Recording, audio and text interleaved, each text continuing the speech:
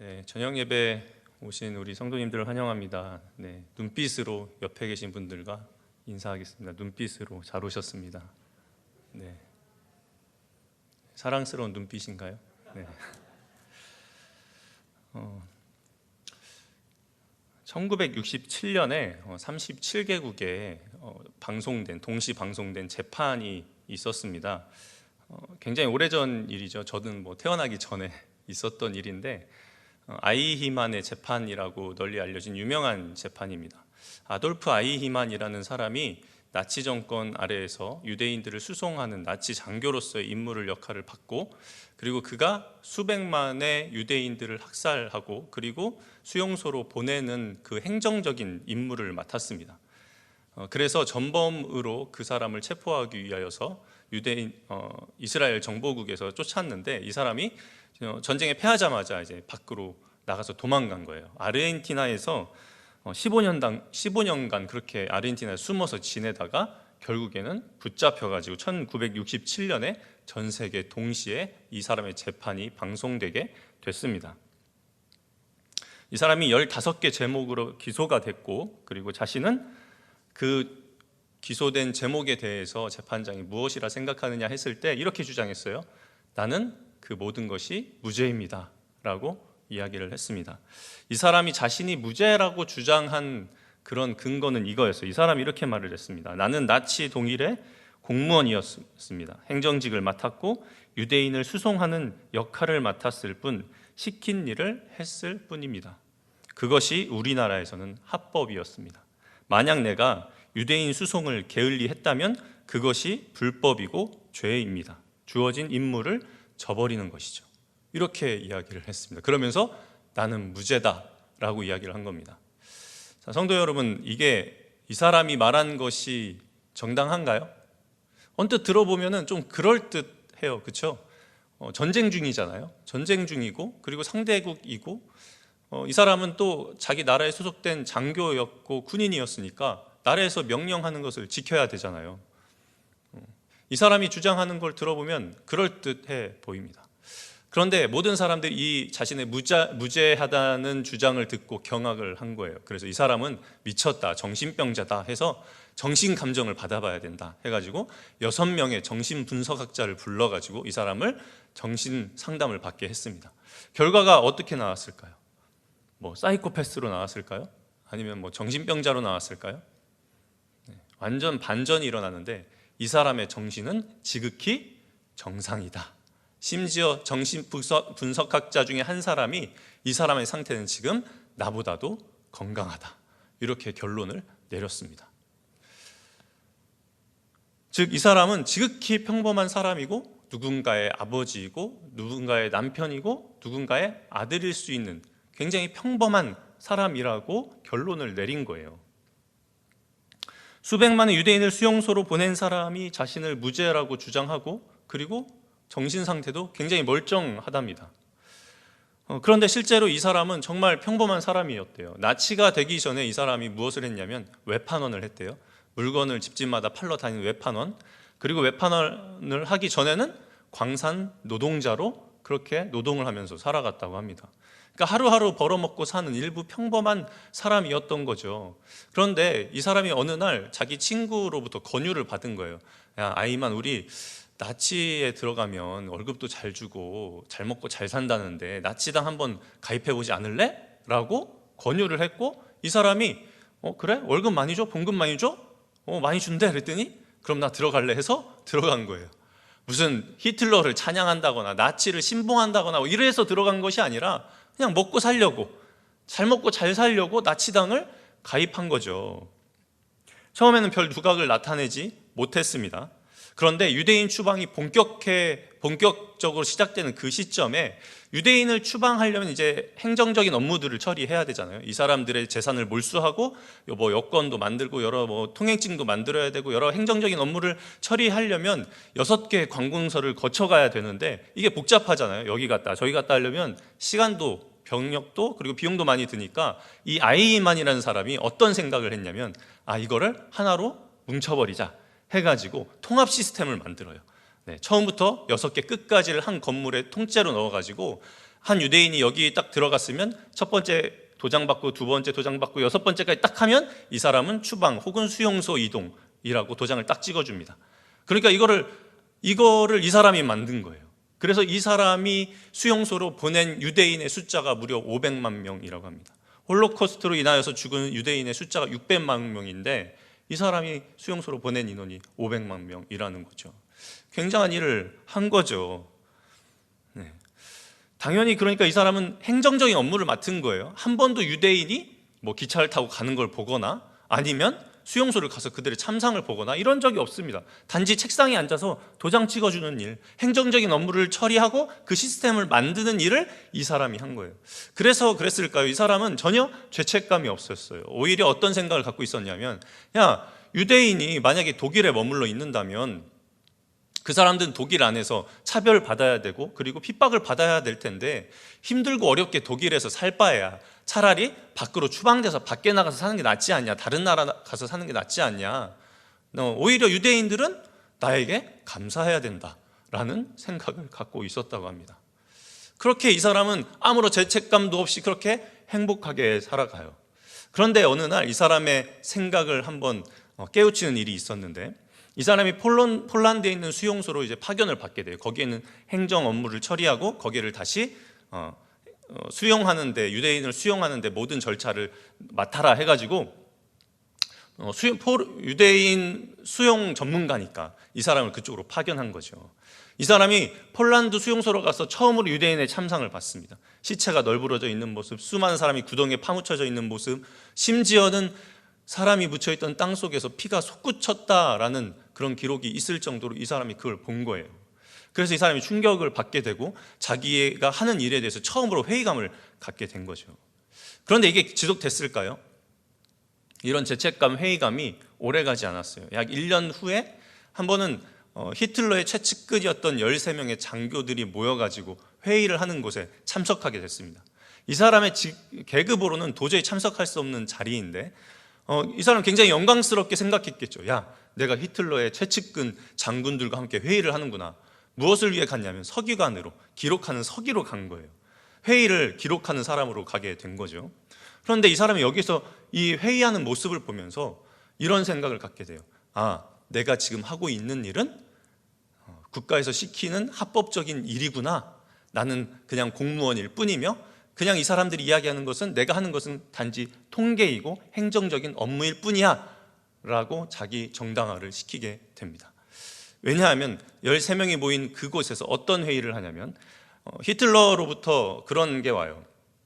이제 유대인을 포로 수용소에 더 하기에는 인력도 많이 들고 비용도 많이 들고 여러 가지 장소 문제도 있으니까 유대인들을 다 멸절시켜라 라는 공문이 내려온 거죠.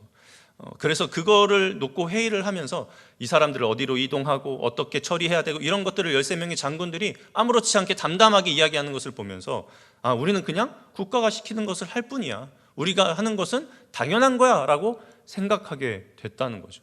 그러면서 이 아이만은 또 행복하게 그렇게 살아갔습니다.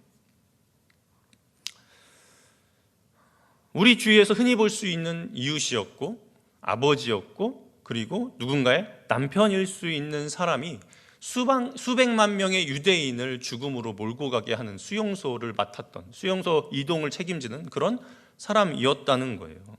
그런데 이런 평범한 사람이 이렇게 바뀔 수 있다는 것은 우리도 또한 이렇게 될 수 있다는 가능성을 갖고 있다는 거죠. 왜요? 사회적 환경과 우리의 조건들이 그렇게 되어 있다면 우리는 우리 자신이 모르게 우리 자신의 행동과 생각들을 정당화시킬 수 있는 그런 제도 아래에 놓일 수 있게 된다는 거죠. 오늘 본문에 나오는 예수님을 넘겨주는 수많은 유대인 무리들이 있습니다.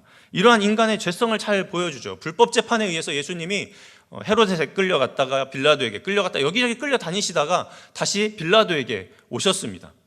빌라도는 예수님이 죄가 없다고 다시 한번 그들 앞에서 선언하게 되죠. 이 과정에서 예수님 대신 바라바를 놓아주라고 유대인들이 소리치기 시작했습니다. 마태와 마가와 요한은 유월절 혹은 명절에 그들의 소원대로 죄수한 사람을 놓아주는 전례가 있다, 이렇게 기록하고 있습니다. 그래서 빌라도는 물어보죠. 이 죄수와 이미 유죄 판결을 받은 이 죄수와 무죄한 예수님 중에서 누구를 놓아주기를 원하느냐 물었더니 유대인들이 우리가 잘 아는 대로 바라바를 놓아주라고 소리치기 시작하는 거죠.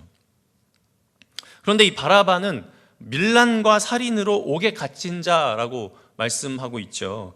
마태는 이 바라바에 대해서 유명한 죄수다라고 표현하고 있고, 마가는 선동자, 요한은 강도나 혁명가로 기록하고 있습니다.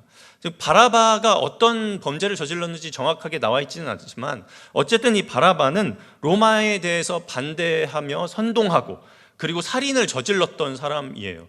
그러니까 열심당처럼 칼을 품에 품고 있다가 로마 독재자들이나 아니면 로마를 쫓아 살아가는 그런 반역자들이 보이면 그 사람들을 처단하다가 잡힌 사람이라는 것이죠. 그러니까 단순한 살인자, 단순한 강도가 아니라 어떻게 보면 우리나라 일제시대 독립투사 같은 느낌이었을까요? 그러니까 이 사람은 유죄 판결을 받았고 로마에 반대하는 사람으로서 극명하게 그 죄목이 드러났던 사람이에요. 또한 이 사람은 어떻게 보면 반로마파, 자기 민족 중에서도 반로마파에 대해서도 처단하던 사람이기 때문에 사두개인들이 당시에 제사장직을 독점하다시피 했고 사내들인 공회가 대부분 사두개인이었죠. 그래서 지금 제사장들이 예수님을 재판에 넘겨주고 십자가에 못 박기 위해서 지금 혈안이 되어 있는데 어쩌면 이 제사장들도 이 바라바 같은 사람에 의해서 유업을 당하고 있는 사람들 중에 하나였을 수도 있습니다. 빌라도는 예수님이 무죄하다는 것을 여러 차례 이야기했고, 그리고 유대인들은 자신들이 가이사에 충성된 자라고 이야기를 했으니까 빌라도는 그렇게 생각했을 거예요. 이미 유죄 판결이 내려진 빌라도, 저 제사장들도 그리고 사두개인들도 아마 저 사람이 사형에 처하기를 바라고 있을 거야. 그리고 그것이 로마에 충성하는 일이니까 라고 생각했을 겁니다. 그런데 반대로 유대인들은 예수님을 십자가에 못 박으라고 소리치기 시작했다는 겁니다. 완전히 그 생각을 뒤집어 버린 거죠. 이에 빌라도는 22절 말씀에 세 번째 예수님의 무죄함을 이야기합니다. 그러니까 이 재판 과정에서 계속해서 오히려 빌라도는 예수님의 무죄함을 이야기하고 있고 유대인들은 계속해서 예수님을 십자가에 못 박으라고 소리치고 있는 것이죠. 빌라도는 23장에 들어와서 4절 그리고 14절 15절 그리고 22절까지 계속해서 예수님의 무죄함을 말해왔습니다. 그럼에도 유대인들은 그 말을 듣지 않고 있었습니다. 오히려 큰 소리로 재촉하며 바라바를 놓아주라고 요구하고 있었습니다. 결국엔 그들의 요구에 바라바를 빌라도는 놓아주고 말죠. 본문에서 예수님을 십자가에 못 박으라고 소리치는 사람들은 누구였을까요? 물론 대제사장들, 그리고 서기관, 장로들이 그 안에 포함되어 있었어요. 22장 66절 말씀에 보면 예수님을 잡아서 처음 재판 과정으로 데리고 다니던 사람이 누구냐면 장로들, 곧 대제사장들과 서기관들이다. 이렇게 기록되어 있습니다. 우리는 이러한 지도자들은 메시아가 임하는 것을 별로 달가워하지 않는 사람이라고 생각하고 알고 있습니다. 자신들의 권력을 유지하고 자신들의 특권을 포기할 수 없으니까 예수님을 십자가에 내어주게 된 거죠. 또 한편으로는 어떻게 갈릴리에 사는 저 촌사람, 거기에다가 저 젊은 촌 청년이 메시아가 될 수 있냐? 우린 용납할 수 없어 라고 도저히 그들의 생각으로는 용납할 수 없는 부분도 있었을 것입니다. 그런데 예수님을 십자가에 못 박는 그 자리에 대제사장과 장로들, 서기관만 있었을까요? 22장 6절 말씀에 보면 백성의 장로들, 대제사장들, 서기관으로 이루어져 있던 이 집단이 23장 1절부터 무리라는 단어로 바뀝니다. 그리고 5절에서도 무리가 더욱 강하게 말하고, 그리고 18절 말씀에도 무리가 일제히 소리질러 이 사람을 없이하고 바라바를 놓아주라고 외치고 있는 것이죠. 지금 어떻게 보면 성경에서는 그 제사장들, 장로들 이렇게 표현할 수도 있었겠지만 무리라고 다시 이렇게 표현하는 것을 보면 분명 여기엔 뭔가 이유가 있는 것 같아요.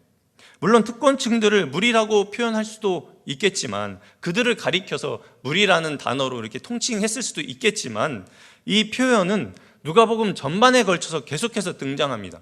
주로 누구를 표현할 때 이 표현이 등장하냐면 일반적인 유대인들, 그리고 일반적인 평범한 백성들을 표현할 때 무리라는 표현을 계속해서 누가는 쓰고 있다는 것이죠. 그러니까 예수님을 쫓는 무리, 그 예수님을 쫓는 무리가 왜 쫓아다니죠? 예수님이 혹시 기적과 이적을 베풀어 주실까 봐, 예수님에 의해서 우리가 병고침을 받을까 봐, 예수님 앞에 나아가면 진리가 있다고 하니까, 예수님이 가르치는 것이 이 땅에서 들어보지 못한 것이었으니까 이 무리들이 계속해서 예수님을 쫓아다닌 거죠. 오병이어를 일으키시고 폭풍우를 거르시고 자연을 다스리시는 그 예수님의 능력과 기적과 이적, 그리고 죽은 자를 살리시는 예수님의 능력을 보고 수많은 무리들이 예수님을 쫓아다녔습니다. 누가복음 전반적으로 이 쫓아다니는 무리를 표현하고 있다는 것이죠. 그렇다면 여기에서 말하는 무리라는 이 단어는 처음에 이야기했던 22장 6절에서 이야기했던 예수님을 잡아서 재판까지 끌고 오는 특권층들만을 뜻하는 것이 아니라 평범한 백성들, 평소에 예수님을 쫓아다녔던 백성들, 무엇을 얻을까 바랬던 그런 백성들이 포함되어 있을 수 있다는 것이죠. 처음엔 특권층들만 그 안에 포함되어 있었다면 재판이 진행될수록 그 안에는 수많은 유대인 무리들, 백성들, 평범한 사람들까지 뒤섞여서 예수님을 십자가에 못 박으라고 소리치고 있었다는 겁니다. 어쩌면 이것이 제사장들과 장로들이 그리고 있던 큰 그림이 아니었을까 생각해 봅니다. 선동자들, 그리고 지도자들, 나라를 정치한다는 사람들이 백성들의 민심을 일으키고 그들의 여론을 몰아가지고 하는 일들이 참 많이 있죠. 정치를 하고 그리고 나라를 이끌 때 사람들의 선동하고 어떠한 이야기를 퍼뜨려서 그것이 사실인 것처럼 만들어내서 백성의 여론을 만들어낸 것들이 사실 많이 있습니다. 이 대제사장들과 장로들도 예수님을 죽이기 위해서 자신들의 힘으로 될 수가 없으니까, 오히려 그 전에는 백성들이 예수님을 따랐으니까 예수님에 대한 거짓 소문을 퍼뜨리고 그리고 거짓 죄목들을 둘러 씌워버려가지고 예수님을 따르던 백성들로 하여금 예수님을 십자가에 못 박게 만드는 그런 일들을 이 사람들이 하고 있었다는 것이죠. 그 무리 안에는 평범한 누군가의 아버지가 있을 수 있었고, 아들이 있었고, 그리고 이웃이 있었고, 직장 동료들이 있었습니다. 그들이 그것이 죄라는 것을 알고 악한 일이라는 것을 알고 예수님을 십자가에 못 박으라고 소리치고 있었을까요? 무리들이 그런 사람은 없었을 것 같아요. 그것이 죄라는 것을 알고 있었다면 이 사람들이 선동을 당해서 예수님을 십자가에 못 박으라고 소리치고 있었을까요? 그렇지 않을 것 같은데, 마치 아히만처럼 하나님의 뜻을 따르는 정당한 행위라고, 자신을 메시아라고 속이는 이단 사이비를 처단하는 일이라고, 아니면 신앙의 근간인 성전을 더럽히는 자라고, 아니면 사회 질서를 무너뜨리는 자라고 생각하지 않았을까요? 그래서 나는 무죄하고, 나는 정당하고, 나는 하나님의 말씀을, 율법을 따르는 자고, 저 사람이 죄인이고 십자가에 못 박혀 죽어야 될 사람이다 라고 스스로를 정당화시키고 있었다는 것이죠. 그럴 수밖에 없었습니다. 왜 그렇죠? 당시 사회의 분위기가 그랬습니다. 지도자들이 예수님을 죄인이라 이야기하고, 모든 군중들의 분위기, 사회적 현상들, 일어나는 지금 모든 과정들이 예수님을 죄인으로 몰아가고 있었어요. 모든 사람들이 다 예수님은 죄인이다라고 이야기하고 있었습니다. 그런데 거기에서 한 약한 평범한 사람이 아니야, 예수님 죄인이 아니야, 예수님은 메시아야 라고 했다면 그 사람이 어떻게 됐을까요? 아마 율법을 거스르는 자라고 그 사람조차도 공격을 당했을 겁니다. 율법을 거스리는 행위라고 생각했을 것입니다. 여기까지 왔으면 이들은 더 이상 생각하기를 포기했습니다. 그냥 군중에 휩쓸려서, 사회적 분위기에 휩쓸려서 저 사람이 죄인이겠거니 생각하고 그것이 진실인 것처럼 믿어버리고 예수님을 십자가에 못 박으라고 소리치고 있었던 거죠. 생각하기를 멈춘 거죠. 그것이 당연하니까. 예루살렘의 아이히만이라는 책을 쓴 한나 아렌트가 이 책에서 이렇게 이야기합니다. 이 아히만의 죄에 대해서 이렇게 이야기를 하죠. 아히만은 나는 합법적이다 라고 이야기를 했는데, 이 저자가 이렇게 이야기합니다. 다른 사람의 처지를 생각할 줄 모르는 생각의 무능은 말하기의 무능을 낳고 행동에 무능을 낳는다. 그는 아주 근면한 인간이다. 그리고 이런 근면성 자체는 결코 범죄가 아니다. 그러나 그가 유죄인 명백한 이유는 아무 생각이 없었고 바보였기 때문이다. 그는 다만 스스로 생각하기를 포기했을 뿐이다. 라고 이야기를 합니다. 우리의 죄가 무엇입니까? 우리는 죄인으로 태어났습니다. 그리고 우리는 죽을 수밖에 없는 죄인이죠. 그런데 우리가 그 죄인이라고 해서 사회적 분위기와 그리고 여러 사람의 여론에 휩쓸려서 생각하기를 멈춰버린다면 우리는 죄인으로 머물 수밖에 없습니다. 그리고 계속 죄를 짓고 살아가겠죠. 그렇지만 우리가 죄인이 아닌 이유는 무엇이죠? 우리는 예수 그리스도를 알고 말씀을 묵상하고 말씀 가운데서 예수님의 뜻을 발견하고 생각하고 행동하기 때문에 그래서 죄인이 아닙니다. 예수님께서 우리를 의인이라고 해주신 그 칭의를 믿고 그것을 날마다 생각하고 묵상하기 때문에 우리는 더 이상 죄인이 아닌 것이죠. 우리가 그렇지만 생각하기를 멈추는 순간 사회적 분위기에 휩쓸려서 말씀에 입각해서 우리의 생활을 돌아보지 않고 나의 행동과 말을 돌아보지 않고 나의 생각을 멈추는 순간 우리는 죄인으로서 그 자리에 멈출 수밖에 없게 되는 것이죠. 우리도 이런 문제에서 자유로울 수 없습니다. 생각하기를 포기하는 순간 신앙과 불신앙의 경계가 허물어진다는 것이죠.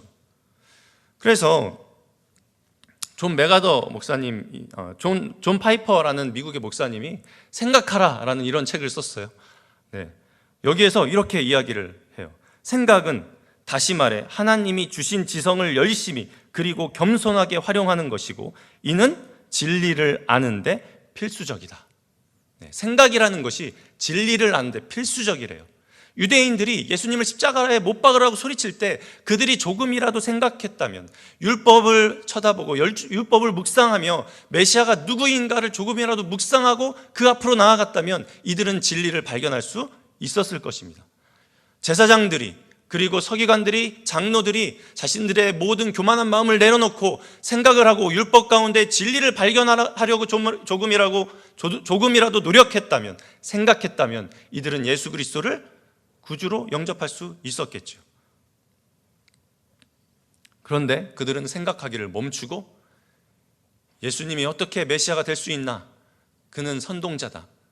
그는 로마의 반역한 자다라는 죄목을 씌워서 성전을 무너뜨리는 자다라는 죄목을 씌워서 십자가에 못 박아 버리고 만 것이죠.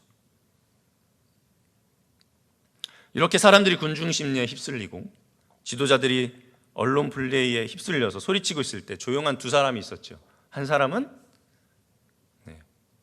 바라바, 이미 옥에 갇혀서 죄를 짓고 옥에 갇혀서 처형을 기다리고 있던 바라바가 있었고, 그리고 수많은 사람들이 손가락질을 하고 있었던 예수님, 무죄한 예수님이 침묵하고 계셨습니다.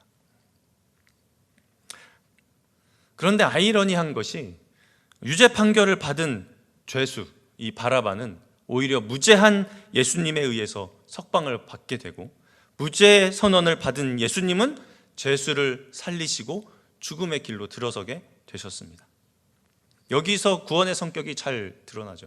사람들은 생각하려 하지 않고 자신이 죄인 줄도 모르고 죄 가운데로 나아갑니다.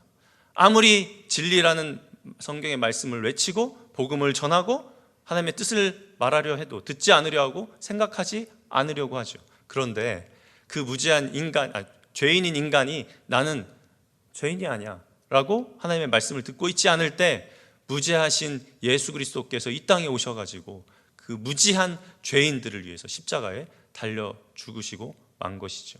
그래서 예수님이 마지막에 십자가에 달려 죽으시면서 뭐라고 하나님께 기도하고 죽으시나요? 저들은 저들이 한 일을 알지 못합니다. 무슨 이야기인가요? 자신들이 죄인인 것을 모르는 거예요. 그냥 모든 사람들이 사회적인 현상에 휩쓸려가지고 사람들이 그렇게 이야기하니까 그냥 예수님은 죄인이야 라고 생각하기를 멈춰버리고 나는 저 죄인을 처단하는 난 의인이야 생각하고 그렇게 죄를 짓고 만 것이죠. 그들은 생각하기를 멈춘 거예요. 사람들의 무지함, 교만함, 무사유가 하나님의 아들을 죽음으로 몰고 갔고 예수님은 그렇게 자기 자신을 무죄라 하는 사람들에 의해서 십자가에 달려 죽으시고 맙니다. 그들은 바라바가 죄인이고 예수님이 죄인이라고 손가락질했지만 사실은 바라바나 그들이나 별로 다르지 않았습니다. 똑같은 죄인이었죠.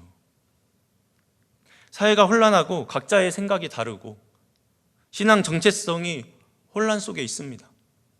그 사회 속에서, 이 사회 속에서, 신앙의 정체성의 혼란 속에서 우리는 누구의 말을 믿고 누구를 따라야 되고 어떤 여론을 따라야 될까요? 뉴스에서는, 그리고 각종 영상에서는 거짓 뉴스들, 가짜 뉴스들이 수없이 쏟아져 나옵니다.